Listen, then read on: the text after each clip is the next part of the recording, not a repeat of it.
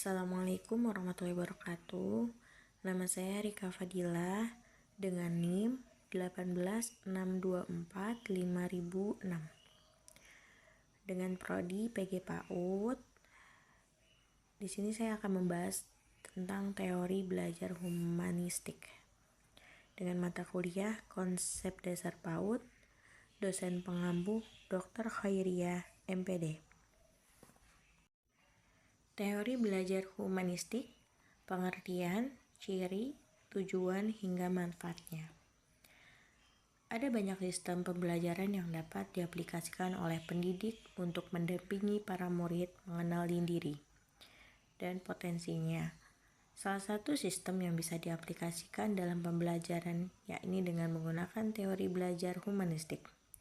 Apa sih maksud dari teori belajar humanistik? Yuk simak penjelasannya. Pengertian teori humanistik. Teori belajar humanistik adalah salah satu teori pembelajaran yang dilandaskan pada psikologi manusia. Teori ini memfokuskan pada pengembangan diri individu dengan cara yang sesuai potensi diri, mengamati dan menilai diri dari kacamata si pelaku. Teori ini mendorong seseorang untuk mengembangkan bakat dan potensinya hingga mampu mengenali dirinya sendiri.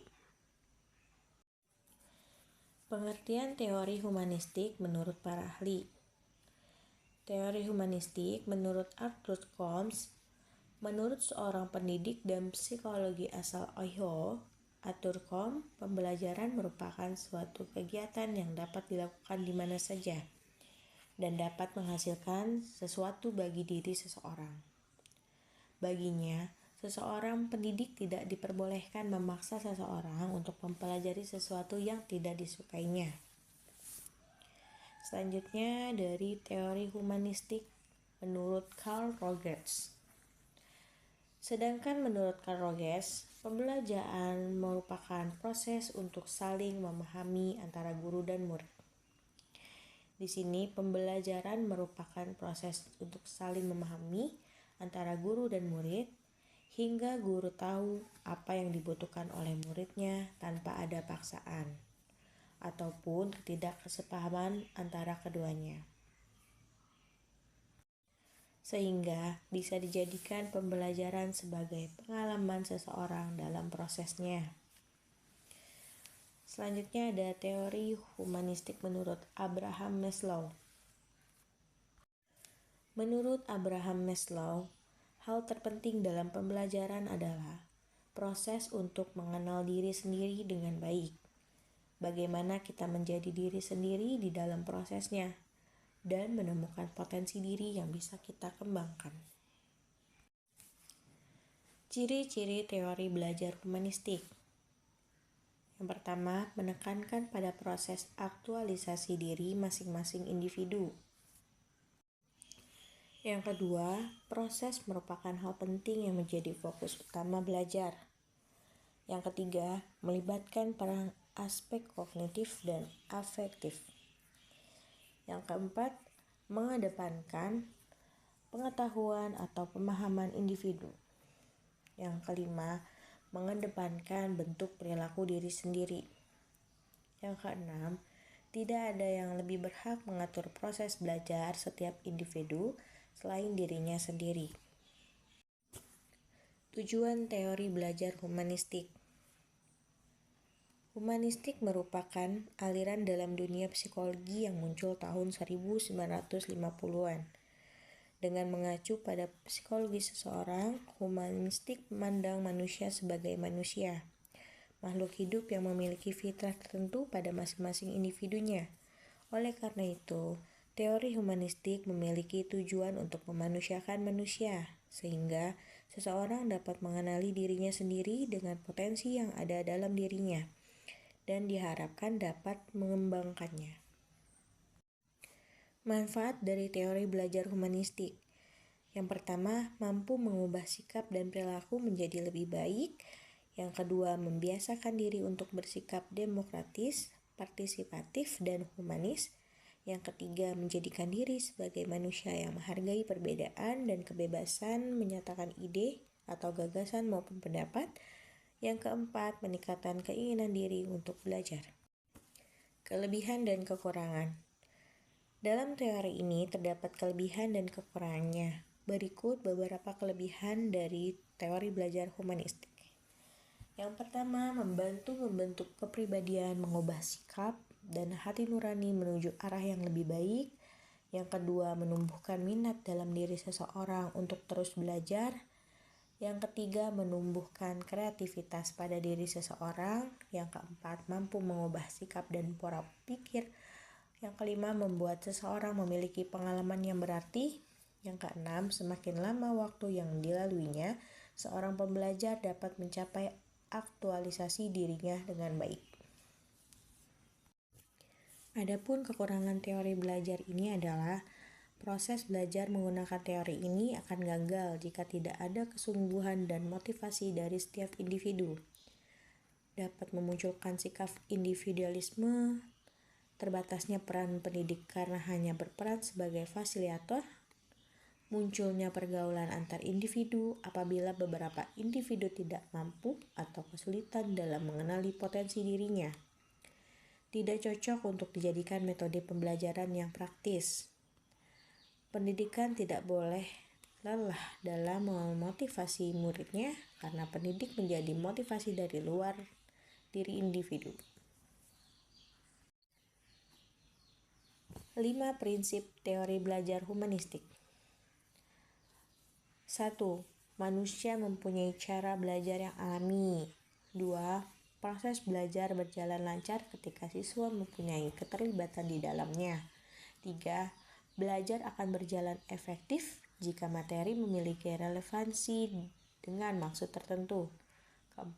Belajar berkaitan dengan perubahan persepsi diri siswa.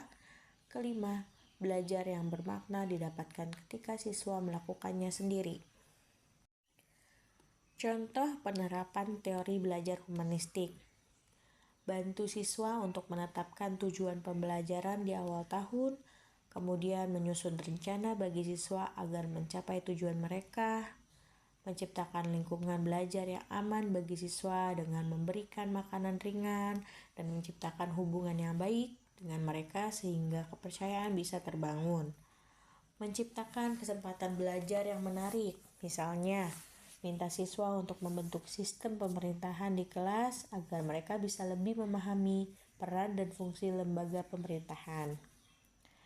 Kemudian, manfaatkan jurnal untuk membantu siswa fokus pada evaluasi diri dan perasaan mereka sebagai bagian dari pembelajaran. Penerapan teori belajar humanistik.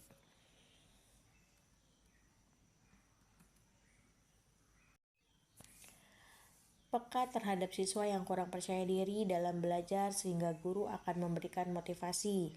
Menolong siswa untuk bisa mendapatkan kejelasan dalam tugas individu dan juga tugas grup dalam pembelajaran. Guru harus mengetahui sifat-sifat siswa, guru harus menjadi fasilitator dan mengarahkan dalam memperoleh referensi untuk belajar, bisa beradaptasi dengan mudah bersama siswa. Guru juga harus mempunyai keterampilan komunikasi yang baik untuk bisa membaur sebagai pembimbing dan sahabat untuk siswa. Guru harus sudah tahu tentang jati diri dan mempunyai self-control agar bisa memahami siswa.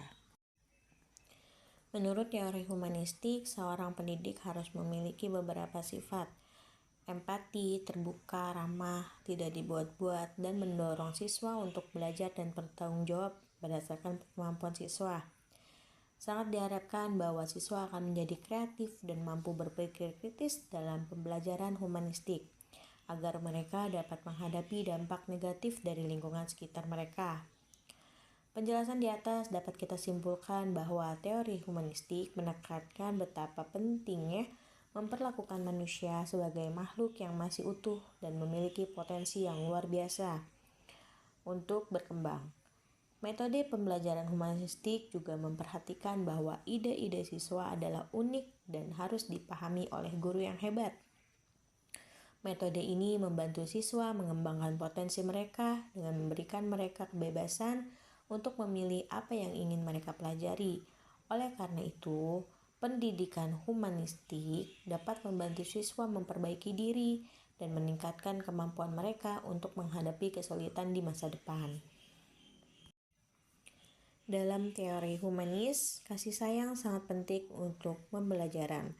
Namun, tidak ada kognisi tanpa emosi dan tidak ada emosi tanpa emosi.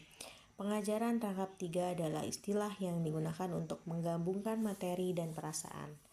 Ada 3 tingkat ajaran, fakta konsep, dan nilai. Piramida dapat digunakan untuk menunjukkan hubungan antara fakta, konsep, dan nilai. Dasar piramida yang lebar menunjukkan fakta dan konsep menunjukkan pemahaman dan kesimpulan yang diperoleh dari fakta tersebut. Puncak piramida menunjukkan nilai. Puncak ini menunjukkannya bagaimana setiap pilihan dalam hidup harus didasarkan pada fakta dan konsep pengajaran bermakna. Harus bercakup 3 tingkatan. Belajar tentang nilai-nilai yang terkadang dalam ide harus menjadi bagian penting dari proses belajar di kelas. Guru dan siswa harus mencoba dan memahami nilai-nilai dasar suatu materi studi.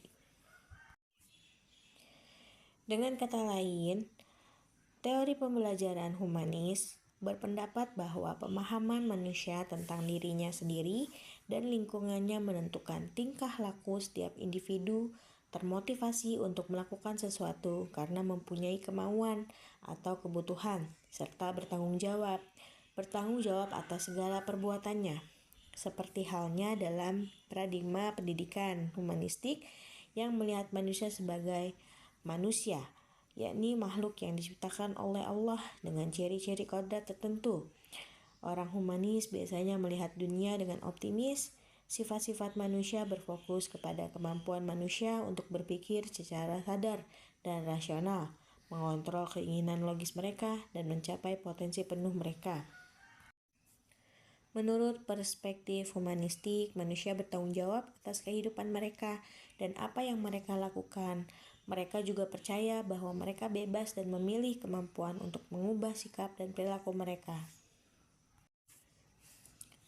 Demikian presentasi dari saya. Terima kasih atas waktu dan partisipasinya dalam menyimak dan memperhatikan materi yang saya sampaikan. Baik. Assalamualaikum warahmatullahi wabarakatuh. Terima kasih.